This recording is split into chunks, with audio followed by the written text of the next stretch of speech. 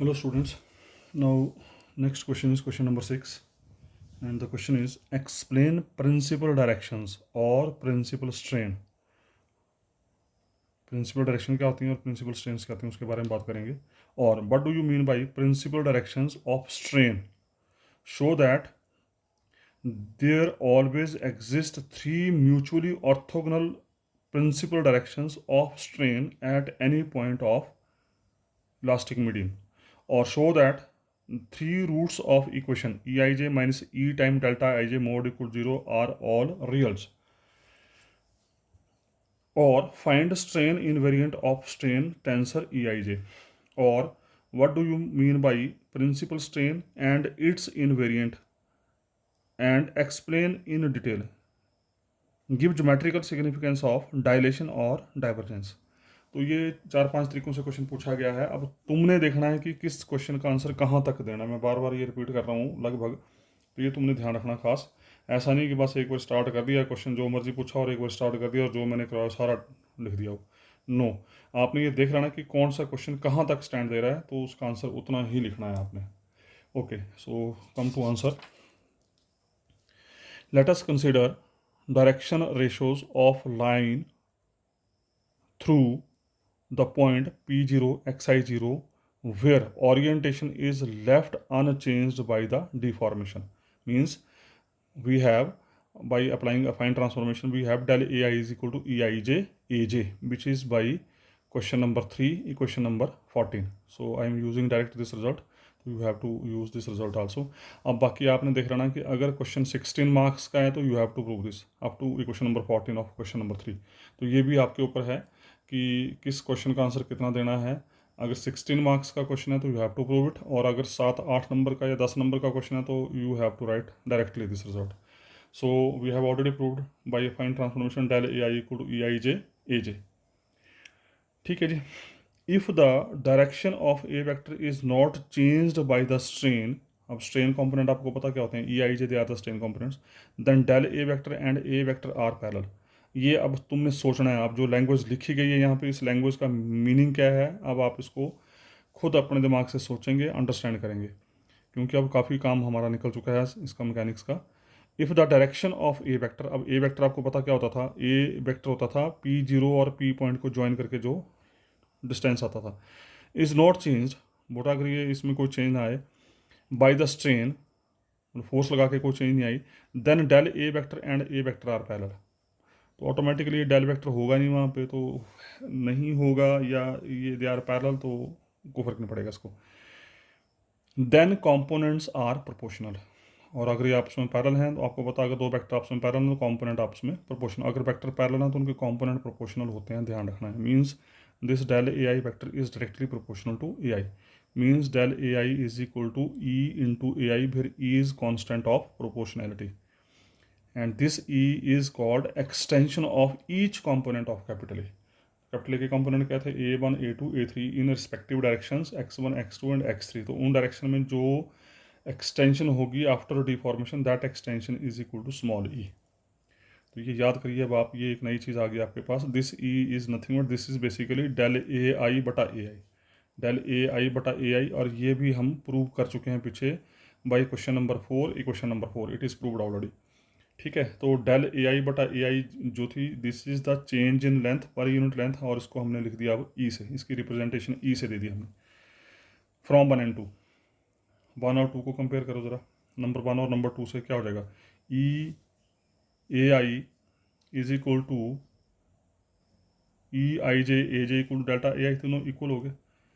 यहाँ से ई आई j a j equal to E a आई, यहाँ से फिर इस ए आई की वैल्यू पुट कर दी, ई और ए आई की वैल्यू पुट कर दी, delta i j a j value नहीं पुट की, हमने कर्नेक्टर डाटा की प्रॉपर्टी यूज़ कर दी. कर्नेक्टर डाटा अप्लाई कर दिया यहाँ पे. और उल्टा अगर देखेंगे इसको, जैसे ही आई की वैल्यू जे होगी, जैसे ही आई की वैल्यू जे होगी, बन जाएगा डेल्टा आई आई 1 हो जाएगा और ए आई वापस आ जाएगा. तो इसका मतलब हम इस ए आई को in terms of Kronecker delta i j a j लिख सकते हैं. और ये आपकी काफ़ी प्रैक्टिस होगी अब इस चीज़ की. उसके बाद क्या किया मैंने, दोनों साइड ए जे कॉमन ले लिया, तो बचा हमारे पास e I j minus small e delta i j into a j equal to 0 number 3. Which is set of 3 homogeneous in 3 unknown a j. ये बनी अब होमोजीनियस इक्वेशन, और ये एक नहीं है, basically this itself represents 3 homogeneous equation for J equal to 1, J equal to 2, J equal to 3 and I equal to 1 2 3। पहले आई की वैल्यू 1 फिक्स करो, जे की वैल्यू 1 2 3 दे दो, फिर आई की वैल्यू 2 फिक्स करो, जे की वैल्यू 1 2 3 दे दो, फिर आई की वैल्यू 3 फिक्स करो, जे की वैल्यू 1 2 3 दे दो। हमारे पास 3 इक्वेशन बनेगी होमोजीनियस। क्यों होमोजीनियस? क्योंकि यहाँ पर इस वेरिएबल की पावर 1 है, डिग्री 1 है, और होमोजीनियस का मतलब होता है जिसकी डिग्री थ्रू आउट सेम होती है। तो which is set of 3 homogeneous equations in 3 unknown. 3 unknown मतलब capital A1, capital A2, capital A3। ये जो वेरिएबल्स होते हैं इनको बोलते हैं हम अननोन। वेरिएबल्स बोल लो, अननोन बोल लो। And it has non zero solution if and only. अब ये +2 लेवल के कंसेप्ट हैं, BSc लेवल के कंसेप्ट हैं। ये होमोजीनियस इक्वेशन के पास अगर नॉन ट्रिवियल सोल्यूशन है, नॉन जीरो सॉल्यूशन है, तो उस केस में इन वेरिएबल के कॉफिशिएंट्स का determinant is always equal to 0। ठीक है, कॉफिशिएंट्स का ये जो कॉफिशिएंट क्या है, ई आई j minus e delta i j. A जे के कॉफिशिएंट हैं e I j minus e delta i जे।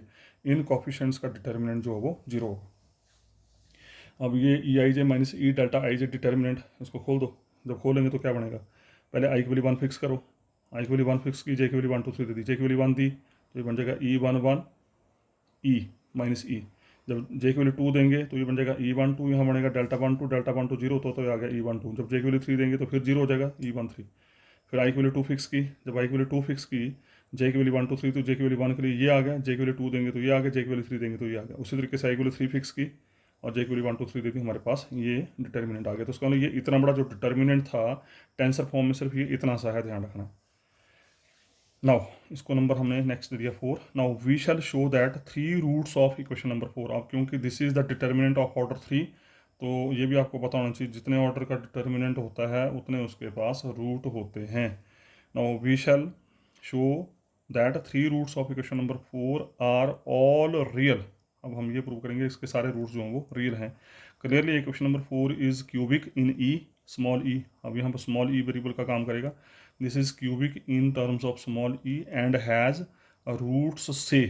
जब आप इसको सॉल्व करेंगे तो इसके 3 रूट आएंगे, उन 3 रूट्स को नाम दे दिया मैंने E1 E2 E3। ये बड़ी इंपॉर्टेंट चीज़ें, आगे जाके देखना क्या क्या बनेगा E1 E2 E3। ठीक है जी, उसके बाद उसको स्टॉप कर दिया। उसका next, let capital A vector सिर के ऊपर 1, कैपिटल ए वेक्टर सिर के ऊपर 2, कैपिटल ए वेक्टर सिर के ऊपर 3 with the directions associated with E1 E2 E3। मतलब E1 जिस डायरेक्शन में है दैट इज दिस, E2 जिस डायरेक्शन में है that is this, and E3 जिस डायरेक्शन में that is this. And ultimately basically this is your x1 direction, this is x2 direction, this is x3 direction. मतलब ये x1 direction का component, ये x2 direction का component है, x3 direction का component. that is direction of 3 members EJ are given by capital A vector सिर के ऊपर J। ठीक है जी, this imply EIJ AJ equal to EAI। फिर से लेके चले हम ये क्वेश्चन ये वाली, EIJ AJ equal to EAI। ये कंपेयर करके जो था इसको हम लेके चले दोबारा से, फिर से लेके चले। मैंने क्या किया, I को J से रिप्लेस कर दिया, J को K से रिप्लेस कर दिया। आई को जे से रिप्लेस कर दिया, जे को के से रिप्लेस कर दिया। ठीक है जी, और ये बन गया। Now put E is equal to E1। जब ई की वैल्यू E1 रखी, जब इस स्मॉल ई की वैल्यू E1 रखी तो इमीडिएट ए के क्या बन जाएगा, ए वेक्टर 1, तो ये आगे सिर के ऊपर 1, ई जे के ए के सिर के ऊपर 1, E1 ए जे सिर के ऊपर 1। सिर के ऊपर 1 का मतलब we are discussing component along x1 direction. इसको नंबर 5 दे दिया। उसी तरीके से ई को E2 पुट किया तो ए के 2 आ गया। उसी तरीके से ई की वैल्यू E3 पुट करेंगे, जो हमने पुट नहीं, क्योंकि हमें उसकी ज़रूरत नहीं है इसलिए उसको नहीं लिखा है हमने। उसके बाद क्या किया, इक्वेशन नंबर 5 और इक्वेशन नंबर 6 को आपस में मल्टीप्लाई कर दिया। लेफ्ट साइड मल्टीप्लाई कर दी, राइट साइड मल्टीप्लाई कर दी, सॉरी उसका क्या किया, नंबर 5 को हमने AJ2 से मल्टीप्लाई किया। मतलब जो 1 वाला है उसको 2 से मल्टीप्लाई किया, जो 2 वाला है उसको 1 से मल्टीप्लाई किया। Multiply number 5 by AJ2 both side, और multiply equation number 6 by AJ1। फिर रिपीट कर रहा हूँ, जो 1 वाला है उसको 2 से मल्टीप्लाई किया, जो 2 वाला है उसको 1 से मल्टीप्लाई किया। हमारे पास 7 और 8 बन गई यहाँ पे। उसके बाद क्या किया हमने, अभी हमारी अपनी सुविधा के लिए हमने क्या किया, नंबर 8 में लेफ्ट साइड में J को K से रिप्लेस कर दिया। क्योंकि 7 और 8 में दोनों इधर भी जे है इधर भी जे है, तो कैलकुलेशन वर्क में थोड़ा दिक्कत आएगी, तो हमने अपने आप को ईजी करने के लिए इस जे को के से रिप्लेस कर दिया। क्योंकि अगेन वही सेम कंसेप्ट, जे भी वेरीज फ्रॉम 1 to 3, के भी वेरीज फ्रॉम 1 to 3, तो कैलकुलेशन वर्क के लिए we can interchange the suffixes. तो हमने नंबर 8 में जे को के से रिप्लेस करके 7 और 8 को इक्वेट कर दिया। क्यों इक्वेट कर दिया? क्योंकि इनकी लेफ्ट हैंड साइड सेम है। क्योंकि लेफ्ट हैंड साइड सेम है तो राइट हैंड साइड भी सेम होगी, तो ये आ गया। तो यहाँ से अब कैलकुलेशन वर्क है अब सारा ये, इसको इधर लिखा, इसको इधर लिख दिया। क्योंकि ई जे के जो है वो सिमेट्रिक होता है, तो ई के जे लिखो या ई जे के लिखो, एक ही बात है। तो ई के जे को मैंने ई जे के लिख दिया, इसको नंबर 9 कर दिया। अब नंबर 7 और नंबर 9, नंबर 7 और नंबर 9 से अगर आप ध्यान दें तो नंबर 7 की लेफ़्ट साइड और नंबर 9 की राइट साइड आपस में बराबर है, तो इसका मतलब 7 की राइट साइड और 9 की लेफ़्ट साइड ये आपस में बराबर हो जाएंगे। उसके बाद इसको उठा के साइड लेके आगे, सिंपल कैलकुलेशन, मैथमेटिकल कैलकुलेशन और कुछ नहीं। तो E1 minus E2 into AJ1 AJ2 equal 0। If we assume that equation number 4, इसको नंबर 10 दे दिया, नंबर 4 हैज़ कॉम्प्लेक्स रूट्स। अब मान लीजिए जो नंबर 4 है उसके रूट्स कॉम्प्लेक्स हैं, then these roots can be written as, क्योंकि हमने तो प्रूव करना है कि उसके रूट रियल है, हम मान के चल पड़े इसके रूट कॉम्प्लेक्स हैं नंबर 4 के। अगर कॉम्प्लेक्स रूट्स हैं तो इसका E1 कैसा होगा, देखने में कुछ ऐसा होगा, क्योंकि कॉम्प्लेक्स रूट तो ए प्लस एटा बी टाइप के होंगे। तो मान लीजिए ये E1 जो है that is capital E1 plus iota E2, small E2 ले लिए कैपिटल E1 माइनस एटा E2, क्योंकि आपको पता है और ये आपको पता होना चाहिए कि अगर आपकी 3 डिग्री की इक्वेशन है, अगर इक्वेशन 3 डिग्री की है तो उसमें अगर एक रूट कॉम्प्लेक्स होगा तो दूसरा उसका कॉन्जुगेट एग्जिस्ट करेगा। मतलब कॉम्प्लेक्स रूट हमेशा पेयर वाइज आकर करते हैं, एक रूट आयोटा है तो दूसरा ग्रंटेड माइनस आयोटा उसका रूट होगा। तो अल्टीमेटली बोलने का मतलब ये हुआ कि किसी भी क्यूबिक इक्वेशन के पास अगर एक रूट कॉम्प्लेक्स है तो दूसरा 100% कॉम्प्लेक्स ही होगा। It is very much clear. तो 2 रूट तो कॉम्प्लेक्स हो गए, तो एक बचा, अब जो तीसरा बचा उसको रियल होना पड़ेगा, क्योंकि वो कॉम्प्लेक्स हो ही नहीं सकता। अगर वो कॉम्प्लेक्स होगा तो उसका कॉन्जुगेट भी उसका रूट बनेगा, जो कि पॉसिबल ही नहीं है। क्यों? क्योंकि इस इक्वेशन की डिग्री, सॉरी हाँ, जिस इक्वेशन को आप सॉल्व कर रहे हैं उसकी डिग्री है 3, उसके पास सिर्फ और सिर्फ 3 ही रूट होंगे। और अगर 3 रूट होंगे तो उसमें से अगर 2 कॉम्प्लेक्स रूट हैं तो एक हर सूरत रियल रूट होगा, या तो तीनों रियल रूट होंगे, वेरी मच क्लियर। और अगर एक रूट रियल है, एक रूट कॉम्प्लेक्स है, तो दूसरा ग्रंटेड कॉम्प्लेक्स होगा। इट इज़ क्लियर, ये याद करिए आप लोगों को, पता होना चाहिए, लोअर क्लास का कंसेप्ट है। मतलब कॉम्प्लेक्स जो रूट्स हैं वो हमेशा पेयर वाइज आकर करते हैं, अगर एक रूट आयोटा तो दूसरा माइनस आयोटा पक्का होगा। तो स्मॉल E3 मैंने ले लिया capital E3, this is the reason only कि E3 को मैंने कैपिटल E3 ही लिया, क्योंकि क्यूबिक के केस में अगर एक रूट कॉम्प्लेक्स है तो दूसरा भी कॉम्प्लेक्स होगा, तो तीसरा जो है वो किसी भी कीमत पे कॉम्प्लेक्स नहीं होगा। कारण मैंने आपको बता दिया कि अगर तीसरा रूट भी कॉम्प्लेक्स आता है तो उसका कॉन्जुगेट भी यहाँ एग्जिस्ट करेगा, और कॉन्जुगेट अगर यहाँ एग्जिस्ट करेगा तो 4 रूट बन जाएंगे, which is not possible. Where E1 E2 and small E3 are reals. ये E1 E2 ये पता ही आपको, अगर ए प्लस एटा भी कॉम्प्लेक्स नंबर है तो ए और बी रियल होते हैं। If we put E2 equal to this for E in equation number 3, अब क्या किया हमने, अगर वाकई कॉम्प्लेक्स रूट हैं उसके नंबर 4 के, तो हमने क्या किया, इक्वेशन नंबर 3 में E2 की वैल्यू पुट कर दी है, या 3 में पुट कर दो या 6 में पुट कर दो, आपकी इच्छा है। इस E2 की वैल्यू को उठाया, either put this in number 3 और 6 in place of E। We find that, अब ये तुमने देखना है, ये तुम देखेंगे, मैं आपके लिए छोड़ रहा हूँ टास्क ये। वी फाइंड दैट, जब आप इसको पुट करेंगे तो हमारे पास AJ2 कुछ देखने में ऐसा आ जाएगा, स्मॉल AJ माइनस एटा BJ। मतलब AJ2 की वैल्यू जो आएगी वो एक कॉम्प्लेक्स नंबर आएगी, and that complex number is say of the type AJ minus iota small BJ, which is complex conjugate, which is complex conjugate of AJ1। Automatically अगर ये minus में आ रहा है तो दूसरा प्लस में आ जाएगा, तो AJ1 आपका आ जाएगा AJ plus iota BJ small letters में, where AJ1 can be obtained by substituting E is equal to E1 plus iota E2 in equation number 3 और 5। मैं आपको फिर इसको रिपीट कर देता हूँ। अगर आप E1 minus iota E2 number 3 या नंबर 6 में पुट करेंगे तो आपको मिलेगा AJ2, और AJ2 के कॉरस्पॉन्डिंगली इमीडिएट आपको उसका कॉन्जुगेट मिल जाएगा जो बन जाएगा AJ1। एंड वाइस वर्सा, अगर आप E की value E1 plus iota E2, मतलब ये वाली वैल्यू पुट करते हैं नंबर 3 या नंबर 5 में, वो नंबर 3 या नंबर 6 में या नंबर 3 या नंबर 5 में पुट करते हैं, तो उस केस में आपको मिल जाएगा, जैसे यहाँ पर ये ये पुट की थी तो आपको A2 मिला था और A2 के कॉरस्पॉन्डिंगली कॉम्प्लेक्स कंजुगेट A1 मिल गया था, मतलब AJ1 मिल गया था। और जब इसको पुट करेंगे तो आपको AJ1 मिलेगा और उसके कॉरस्पॉन्डिंगली आपको कॉम्प्लेक्स कंजुगेट AJ2 मिल जाएगा।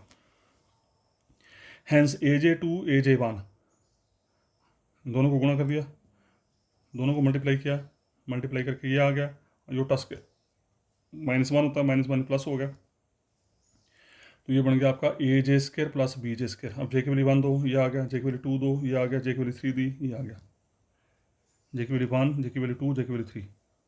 और clear cut A1 A2 A3 B1 B2 B3 all are real numbers, all are real numbers और ऑल आर नॉन जीरो और सम ऑफ नॉन जीरो, तो automatically this sum is always non zero. तो इसका मतलब एक बात clear होगी कि AJ1 AJ2 नॉन जीरो है, ये नॉन जीरो है। Now product of this two terms is equal to zero, इसका इधर दिस इक्वल टू जीरो और दिस इक्वल टू जीरो, लेकिन ये तो नॉन जीरो आ गया, अभी बता दिया है, तो इसका E1 minus E2 equal zero, E1 minus E2 equal zero. अब E1 और E2 की वैल्यू पुट कर दो, E1 की वैल्यू ये है, E2 की वैल्यू ये है, रखो यहाँ पे जैसे रखी, E1 cancel, 2 iota E2 equal zero. अब अयोटा तो जीरो होने से रहा, इसका मतलब capital E2 equal zero, capital E2 equal zero, इसका मतलब ये नंबर ए में ये E2 जीरो हो गया, मतलब आपका इमेजिनरी पार्ट खत्म हो गया, इमेजिनरी पार्ट खत्म होगा तो कैपिटल स्मॉल E1 बन गया कैपिटल E1, स्मॉल E2 बन गया कैपिटल E1, स्मॉल E3 बन गया कैपिटल E3। तो इसका मतलब क्या हुआ कि हम कॉम्प्लेक्स रूट लेके चलने की कोशिश कर रहे थे, लेके चले तो इमीडिएट इसका इमेजिनरी पार्ट हो गया ख़त्म, तो बचा क्या, सिर्फ और सिर्फ रियल पार्ट। E1 भी रियल, E2 भी रियल, E3 भी रियल, और यही हमने प्रूव करना था कि उस इक्वेशन नंबर 3 के अगर रूट्स एग्जिस्ट करते हैं तो वो सारे के सारे रियल होंगे। और यहाँ पर आपके एक क्वेश्चन का आंसर कंप्लीट हो चुका है, तो तुमने देखना again. If E1 is not equal to E2, यहाँ पर क्या होता है, E1 और E2 बराबर आ गए थे, अब मान लीजिए कि बराबर नहीं है, अगर बराबर नहीं तो उसका E1 minus E2 non zero होगा, अगर E1 minus E2 non zero होगा तो उसका AJ1 AJ2 प्रोडक्ट जीरो के बराबर होगा, AJ1 AJ2 जीरो के बराबर आ गया। और in vector form we can write it as A vector 1 A vector 2 is equal to zero, dot product zero means both are perpendicular to each other, तो ये तो ऑटोमेटिकली क्लियर ही है। अब आपको ए वेक्टर 1 क्या था, this is the vector which gives the length in x1 direction, this gives the length in x2 direction, और x1 direction और x2 डायरेक्शन आपस में परपेंडिकुलर होती हैं। Hence corresponding directions for E1 and E2, E1 क्या था, E1 था आपका अलोंग x1 डायरेक्शन, E2 था अलोंग x2 डायरेक्शन, तो इसका ये E1 और E2 दोनों ऑर्थोगोनल हो गए। The directions given by A vector J varies from 1 to 3 are known as principal directions. This is very important here now. इसका मतलब कि ये ए वेक्टर J जो है, this itself gives the principal direction. तो इसका मतलब ये हो गया कि x1 डायरेक्शन, x2 डायरेक्शन तथा x3 डायरेक्शन आज के बाद आपने याद रखना है, they are respectively known as principal directions। मतलब x1 direction is principal direction, x2 direction is principal direction, x3 direction is principal direction. And strains, ये जो रूट्स आए थे, they are strains E1 E2 E3 which are extensions of A vector 1 A vector 2 A vector 3। मतलब deformation के बाद, force लगाने के बाद ए वेक्टर 1 मतलब x1 डायरेक्शन में जो वेक्टर था उसमें कितनी चेंज आई, E1। x2 डायरेक्शन में जो वेक्टर था उसमें कितनी चेंज आई, E2। x3 डायरेक्शन में जो वेक्टर था उसमें कितनी चेंज आई, E3। तो ये जो चेंजेस आई, they are the extensions in these respective directions, in these respective principal directions, और इनको बोलेंगे हम प्रिंसिपल स्ट्रेन। मतलब E1 E2 E3 are known as principal strain. इसका मतलब ये हुआ कि x1 डायरेक्शन जो आपकी प्रिंसिपल डायरेक्शन है, उस प्रिंसिपल डायरेक्शन में जो चेंज आएगी that is called principal strain in x1 direction. x2 direction में जो चेंज आई that is principal strain in principal direction x2, और E3 is the principal strain in principal direction x3। Hence we conclude that for any point P0 there are 3 mutually perpendicular directions। आपको पता है ये तीनों mutual perpendicular, x1 x2 x3 are mutually perpendicular to each other. Mutually perpendicular का मतलब होता है x1 x2 x3 में से कोई भी दो डायरेक्शन चूज करो वो आपस में परपेंडिकुलर होंगे, which are left unchanged by deformation. Also तो vector a vector j and deformed vector a vector j plus del A vector j are collinear. Collinear मतलब ये एक ही लाइन में होंगे, तो अपने आप ही क्लियर है कि ए वेक्टर जो हम ए वेक्टर 1 की बात करें, this is along x1 direction, तो चेंज भी तो x1 डायरेक्शन में आई, तो इसका मतलब this and this vector are collinear मतलब एक लाइन के ऊपर। But we know del A vector is normal to quadratic surface, ये अभी आप अप्रूव कर चुके हैं, लास्ट वीडियो में आपने देखा था क्वाड्रेटिक सरफेस बड़ा, आई थिंक क्वेश्चन नंबर 5 था शायद, क्वेश्चन नंबर 5 में इट इज़ ऑलरेडी प्रूव्ड कि ये जो चेंज इन लेंथ होती है क्वाड्रेटिक सरफेस के ऊपर जो चेंज इन लेंथ आती है, it is always normal to the surface. ये डेल ए वेक्टर जो होता है it is normal to the surface. कौन सा surface? E I J X I X J equal plus minus K square. हाँ, question number 5। Hence principal direction of strain are also normal to quadratic surface. याद करिए इसको, ये भी एक standard result है, ये क्वेश्चन पूछ सकता है कि prove that principal direction of strain are normal to the quadratic surface. तो इसका मतलब जो प्रिंसिपल डायरेक्शन आ गई स्ट्रेन की, जो भी स्ट्रेन की प्रिंसिपल डायरेक्शन आई, they are normal to the quadratic surface. उसके बाद ये कुछ एक लाइनें हैं, अगर आप चाहें तो उनको अवॉइड कर सकते हैं, यू कैन लीव इट। उसका मैं सीधे आ रहा हूँ यहाँ पे, अगर आपने देखना तो कर सकते हैं। If the quadratic surface is assumed to be surface of revolution, अब सरफेस ऑफ रेवोल्यूशन इसकी इक्वेशन होती है एक, अभी मैं इसकी बात नहीं कर पाऊंगा। Then one direction will be directed along axis of revolution and any two mutually perpendicular vector lying in the plane perpendicular to this direction may be taken as other two principal axes। तो आप इसको छोड़ सकते हैं, इसको करने की जरूरत नहीं है। Okay, if E1 equal to E2 equal to E3, यहाँ पर आपका एक क्वेश्चन और कंप्लीट हो गया, ध्यान रखना है। If E1 equal to E2 equal to E3, अब तीनों मैंने सेम ले लिए, then quadratic will be a sphere. अब ये देखा गया है एक्सपेरिमेंटली कि जब आप इस इक्वेशन इसमें ई आई J X I X J code plus minus K square, ये जो इक्वेशन ड्राइव की थी आपने क्वेश्चन नंबर 5 में, जब यहाँ पर आप आई की वैल्यू जे की वैल्यू 1 2 3 देंगे तो ये एक सफ़ेयर को रिप्रेजेंट करती है। मतलब ये जो क्वाड्रेटिक सरफेस आता है, अगर इस क्वाड्रेटिक सरफेस में अब E1 E2 E3 को सेम ले लें हम, अगर इनको सेम ले लें तो this itself represents equation of sphere. और इक्वेशन ऑफ सफ़ेयर क्या होती है आपको पता होना चाहिए।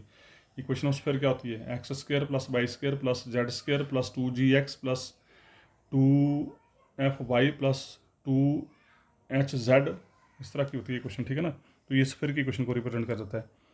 Sphere and any three orthogonal line can be taken as principal axis. वो आपको पता ही, जो ऑर्थोगोनल लाइंस होती हैं they are principal axis.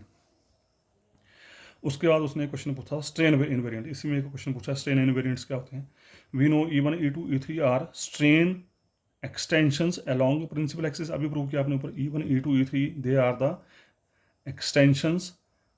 Extensions in strain in respective principal direction, and इनको हम बोलते हैं principal strain. And E11 E22 E33 are strains या plane strains along coordinate axis. और वैसे हम बोलते हैं जो हमने अभी तक, ये तो E1 E2 E3 तो इसकी वजह से अभी जो हमने प्रूव किया, ये जो ऊपर पीछे प्रीवियस केस डिस्कस किया, उसकी वजह से ये प्रिंसिपल स्ट्रेन्स आई अलोंग प्रिंसिपल डायरेक्शंस। लेकिन स्ट्रेन की डेफिनेशन ये बोलती है कि E11 E22 E33 are the component of strain along x1 direction x2 direction and x3 direction. तो इसका मतलब अगर x1 डायरेक्शन प्रिंसिपल डायरेक्शन तो ये प्रिंसिपल स्ट्रेन होगी, x2 डायरेक्शन प्रिंसिपल डायरेक्शन तो ये भी प्रिंसिपल स्ट्रेन होगी, ये भी प्रिंसिपल स्ट्रेन होगी। इधर हम बोल रहे हैं ये भी प्रिंसिपल स्ट्रेन है, तो this is only possible if E1 equal to E11 E2 equal to E22 E3 equal to E33। तो आज के बाद E11 E22 E33 लिखो या E1 E2 E3 लिखो, ये एक ही बात होगी, ध्यान रखना इसका। along coordinate axis, if the coordinate axis xi are taken along principal axis of quadratic, then shearing strains vanishes. ये आप खुद ही सोच सकते हैं कि जब आप बात ही प्रिंसिपल एक्सिस की कर रहे हैं तो इसका मतलब आप वहाँ पर कोई शेयरिंग की बात नहीं कर रहे हैं। जब शेयरिंग की बात नहीं कर रहे हैं तो ऑटोमेटिकली E1 2 E2 3 E3 1 सारे के सारे जीरो हो जाएंगे। 1 2 का मतलब this is strain in x1 x2 plane, this is in x2 x3 plane, this is in x3 x1 plane, ठीक है। तो इसका मतलब अगर प्रिंसिपल डायरेक्शन की बात करेंगे या प्रिंसिपल एक्सिस की बात करेंगे तो उस केस में shearing strains are always zero. Therefore equation of quadratic surface EIJ XI XJ equal plus minus केस के, जो कि स्टैंडर्ड इक्वेशन होती है, इट बिकम्स जब इसको आप खोलेंगे, इसको खोलो, आई की वैल्यू 1, फिर जे की वैल्यू 1 2 3 दे दो, फिर आई की वैल्यू 2, जे की वैल्यू 1 2 3 दे दो, फिर आई की वैल्यू 3, जे की वैल्यू 1 2 3 दे दो। ये टास्क मैं आपके लिए छोड़ रहा हूँ, आप कागज़ पकड़ें, कागज़ में इस इक्वेशन को लिखें, फिर आई की वैल्यू 1 दो, जे की वैल्यू 1 2 3 दो, फिर आई की वैल्यू 2 दो, जे की वैल्यू 1 2 3 दो, प्लस फिर आई की वैल्यू 3 दो, जे की वैल्यू 1 2 3 दो। आपके पास ये 9 कंपोनेंट आएंगे equal to plus minus K square. उन 9 कंपोनेंट में से बचेंगे सिर्फ और सिर्फ E11 x1 square plus E22 x2 square plus E33 x3 square equal to plus minus K square. और बाकी जो 6 कंपोनेंट आएंगे they are in the form of E12 E21 E23 E32 E31 E13, क्योंकि ये जीरो तो वो सारे खत्म हो जाएंगे। और E11 E1 होता है, E22 E2 होता है, E33 E3 होता है। ठीक है, तो ये बन गई आपकी, this is the equation of quadratic surface in principal direction. ठीक है, नाउ इसको मैंने यहीं छोड़ दिया। नाउ कंसिडर द क्यूबी के क्वेश्चन, वही वापस ले लिया हमने। E I j minus e delta i j mod equal to 0। फिर से लेके चले हम वही इक्वेशन, फिर से लेके चले, इसको डिटर्मिनेंट फॉर्म में लिख दिया। Now now in principal directions we have proved E12 E13 E23 E32 E31 ये जीरो होते हैं, इनको जीरो कर दिया, ये आ गया इन प्रिंसिपल डायरेक्शन। माइंड इट, ये जो डिटर्मिनेंट लिख रहे हैं this is the determinant in principal direction. तो प्रिंसिपल डायरेक्शन में क्या होगा, E13 E31 E32 E23 वगैरह वगैरह जीरो हो जाएंगे, मतलब शेयरिंग कंपोनेंट जीरो हो जाएंगे आपके। उसके ओपन दिस डिटर्मिनेंट, अब ये आपका काम, ओपन दिस डिटर्मिनेंट। और ओपन करने के बाद पहले E की पावर 3 के कंपोनेंट लिख लिए, फिर E की पावर 2 के कंपोनेंट लिख लिए, फिर E के कंपोनेंट लिख लिए, और बाकी लास्ट में जो बचे वो लिख लिए। ये टास्क आपके लिए छोड़ रहा हूँ मैं।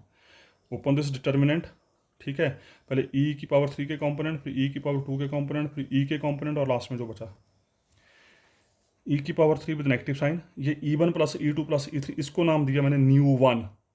ठीक है, और E के कंपोनेंट को नाम दिया मैंने E2, और लास्ट में ये जो प्रोडक्ट है इसको नाम दे दिया मैंने न्यू 3 इक्वल टू 0 मेंशन कर दिया। फिर nu 1 equal to this, nu 2 equal to this, nu 3 equal to this, are known as strain invariant. इनको बोलते हैं हम strain invariant. Nu 1 nu 2 nu 3 ये जो आए इनको बोलते हैं स्ट्रेन इनवेरिएंट, और इसको भी करो याद।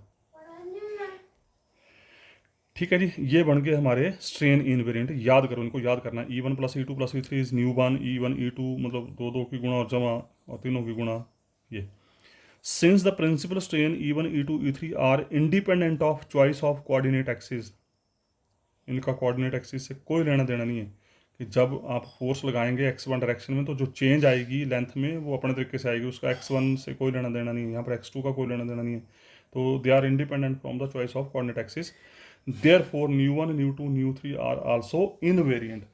जब E1 E2 E3 में कोई चेंज नहीं है तो ऑटोमेटिकली न्यू 1 न्यू 2 न्यू 3 में भी कोई चेंज नहीं आएगी, और अगर कोई चेंज नहीं आएगी तो उसको क्या बोलते हैं हम, इनवेरिएंट। तो इसका nu 1 nu 2 nu 3 are invariant with respect to orthogonal transformation of coordinate axis. So these are called strain invariant. इस वजह से इनको हम स्ट्रेन इनवेरिएंट बोलते हैं। क्यों? क्योंकि they are independent of choice of coordinate axis.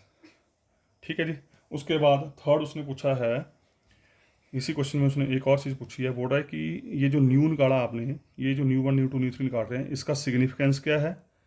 What is the significance of this new? इसको न्यू को हम डायलेशन भी बोलते हैं और डाइवर्जेंस भी बोलते हैं, ध्यान रखना। Consider volume element of rectangular parallelopiped. वही फोर्स लगाने के बाद जब आपका क्यूब जो था वो रेक्टेंगुलर पैरेललोग्राम में कन्वर्ट हो जाता था, ये उसकी बात हो रही है। whose edges are parallel to principal direction, whose edges are parallel to principal direction of strain। ले लिया हमने ये इस तरीके से लिया कि इस रेक्टेंगुलर पैरेलल पाइप की जो एजेस हैं they are parallel to principal direction of strain. ठीक है, ये कुछ ऐसी स्थिति है। ये ऐसा क्यूब है ये, तो इस क्यूब की ये side parallel to this direction, ये side parallel to this direction, ये side parallel to this direction. Diagram आपको नजर आ रही होगी, यहाँ पे छोटी सी डायग्राम बनाई मैंने। तो ये लेंथ ले ली मैंने L1, ये लेंथ ले ली मैंने L2, ये लेंथ ले ली मैंने L3 क्यूब की, इसको बोलते हैं क्यूब। ठीक है, let L1 L2 L3 be lengths of these axes after deformation. जब इसके ऊपर आपने फोर्स लगाई, अब ये बातें मैं कर चुका हूँ पहले, सारी की सारी हम डिस्कस कर चुके हैं। ये क्यूब इमीडिएट जब इसके ऊपर फोर्स लगाएंगे तो क्या होता था, इधर वाली साइड इधर को आ जाती थी, इधर वाली साइड इधर को आ जाती थी, और पैरेललोग्राम बन जाती थी आपकी। After deformation this element becomes again parallelopiped with edges. Before deformation edges क्या थी, L1 L2 L3। जब आपने इसके ऊपर फोर्स लगाई तो L1 converted to L1 into 1 plus E1, L2 converted to L2 into 1 plus E2, L3 converted to L3 into 1 plus E3। और अगर इसकी डिटेल में जाना है तो you go for question number 4, question number 4 after equation number 4। Question number 4 में equation number 4 के बाद ही मैंने एक्सप्लेनेशन दी हुई वहाँ पर था L1 into 1 plus E11, L2 equal to 1 plus E22, और L3 तीसरी लेंथ थी L3 इंटू 1 प्लस E33।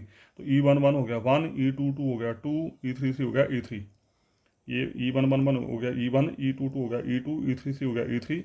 और इसकी detail explanation you go through question number 4 after question number 4। ठीक है जी। उसके बाद hence change in volume del v. तो अब वॉल्यूम चेंज आई, say the change in volume after deformation change जो आई that is equal to del v. And this volume change in volume is given by, change कैसे देते हैं, final volume minus initial volume. Initial stage में लंबाइयाँ, initial stage में length breadth height थी L1 L2 L3, तो initial stage के ऊपर Q का वॉल्यूम हो गया L1 L2 L3। जब आपने उसके ऊपर फोर्स लगाई तो लेंथ्स होगी ये और ये, तो आफ्टर डिफॉर्मेशन वॉल्यूम हो गया ये।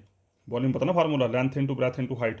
तो चेंज कैसे देते हैं, फाइनल माइनस इनिशियल वॉल्यूम। तो इसमें से इसको घटा दिया। अब ये टास्क भी आपके लिए आप करते रहें इसको। यहाँ से L1 L2 L3 कॉमन ले लिया मैंने, L1 L2 L3 कॉमन ले लिया, 1 plus E1 1 plus E2 1 plus E3 minus 1 आ गया। ओपन